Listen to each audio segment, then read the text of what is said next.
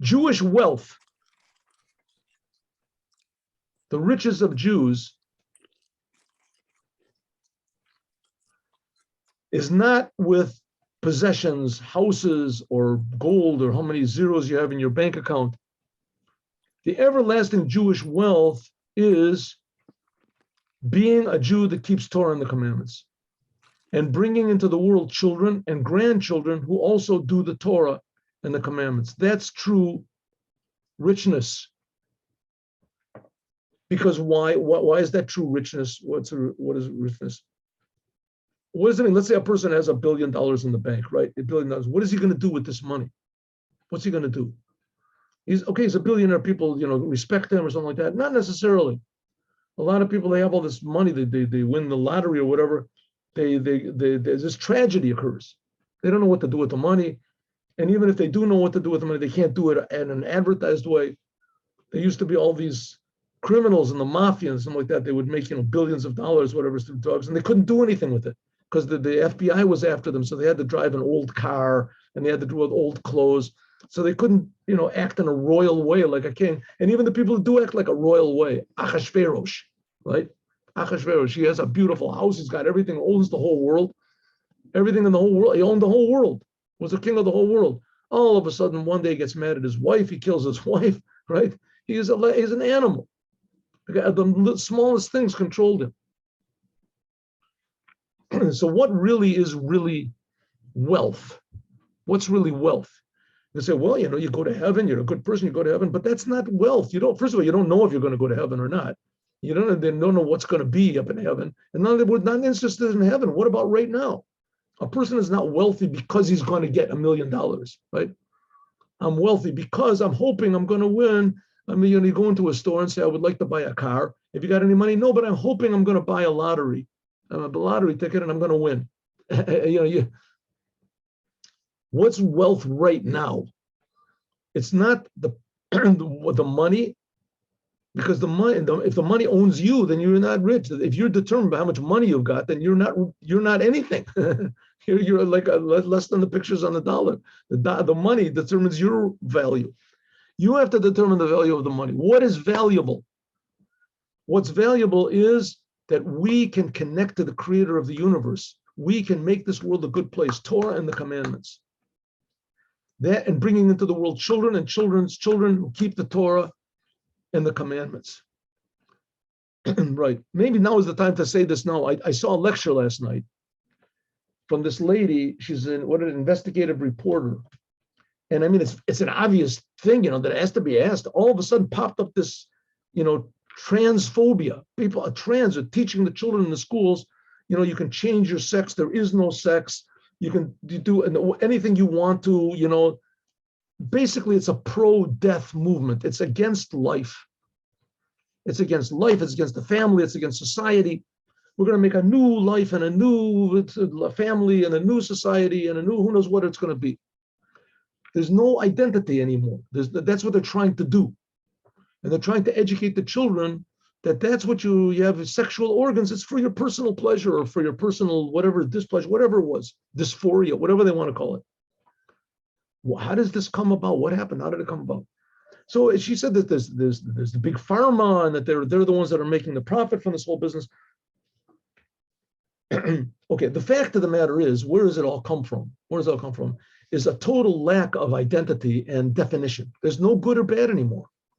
Why? Because the only real definition in the world is the Torah. Except for the Torah, there is no absolute definition.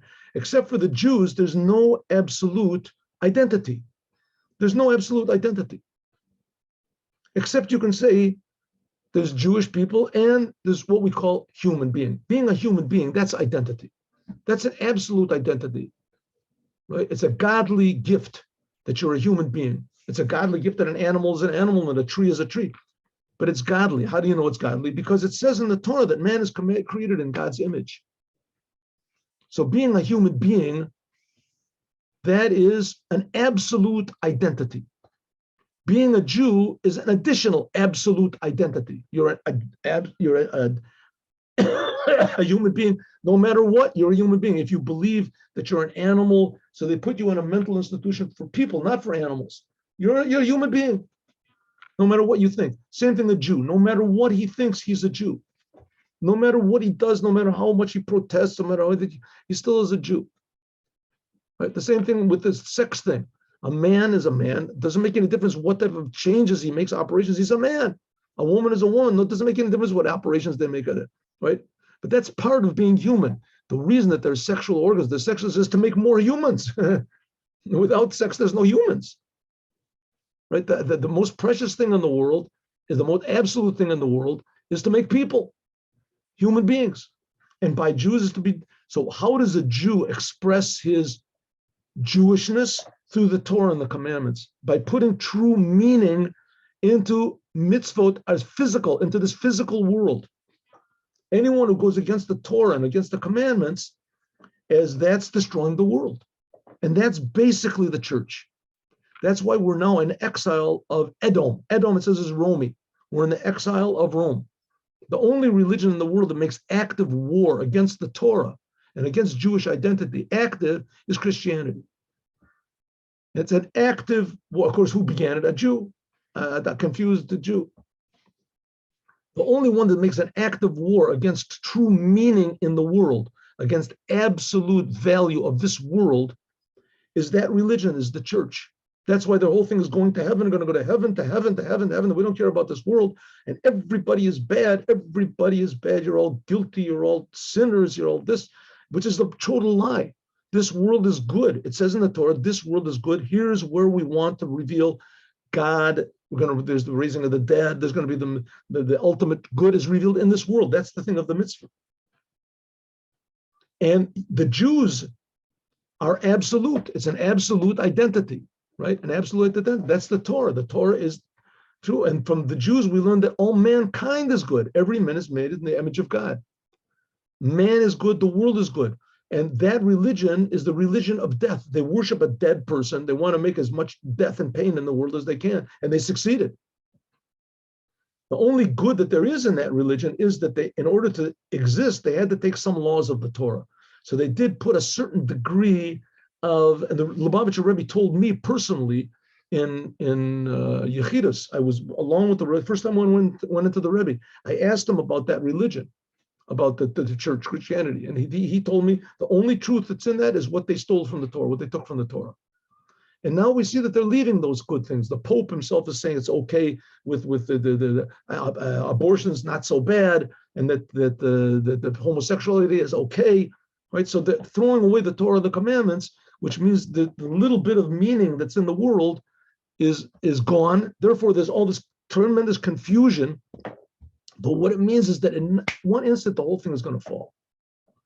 All of this is going to fall because it's hurting humanity. It just pains me to see it. It's hurting humanity. These pictures that they've had on Facebook, these people send me, the men dressing up as women. This is good. This is wonderful. It's to me, it's sickening. It's sickening to say, I don't know why you can do whatever you want to. I'm not saying anything against these people. They're just victims of this terrible education that's going on now, this meaningless world. So that's true riches. True riches means doing Jews that keep Torah and the commandments. That's today. Let's do tomorrow. That's why it's so important and it's happening. More and more Jews now in Israel, despite what the media says in Israel, now in Israel there's this big division between the religious and the not religious. It's a huge lie. It's a huge lie. There are diehard, woke Jews and anti-whatever Jews, but it's becoming less and less. I know. I stand on the corner. Come, you can see me. I'm going in a couple of hours. I stand on the corner in the middle of the most leftist place in Tel Aviv and ask people if they want to put on tefillin. And people are very pleasant. And there's some people that do put on tefillin.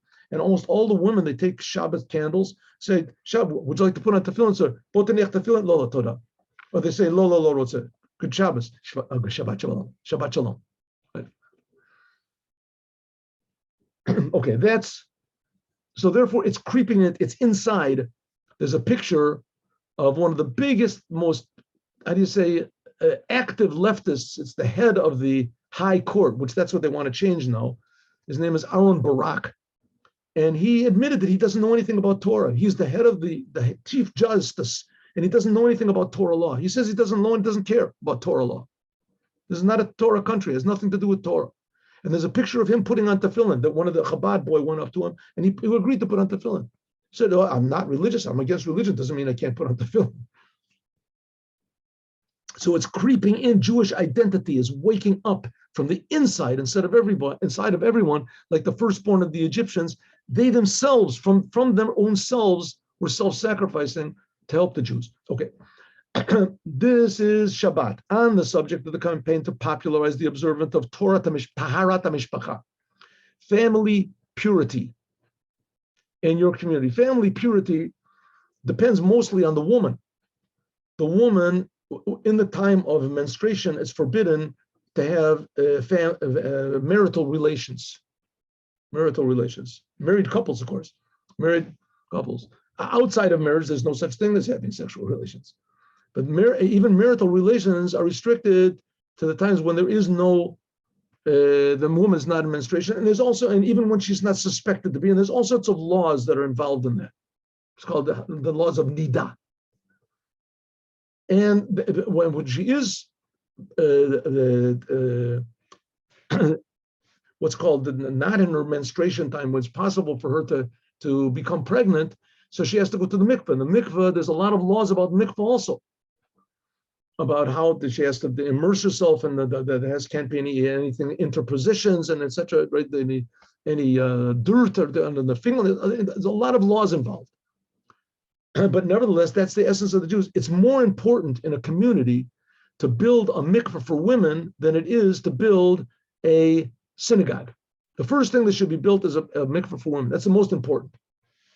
And then you have to, especially in communist Russia, there was to build a mikveh was like, it was insane. And they would build it, and then you had to convince the women to go. It was a danger to build it, and you had that. It was a building. You had to make they had to dig a hole. Then you had to convince the women to go. And then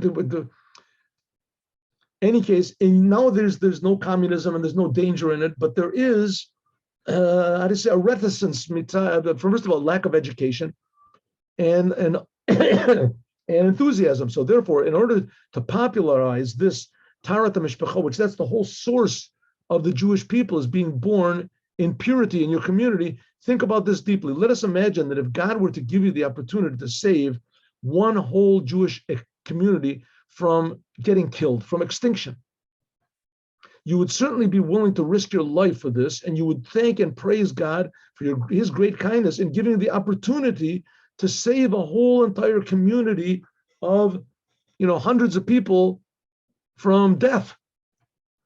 Well, the same holds true, and even to a greater degree, with regard to Taharat HaMishpacha, because spiritual death in some ways is even worse than physical. It's an endeavor which literally saves lives. Right? A person that's born with in purity, that his mother kept the laws, usually that person has less animalistic traits, usually, not always.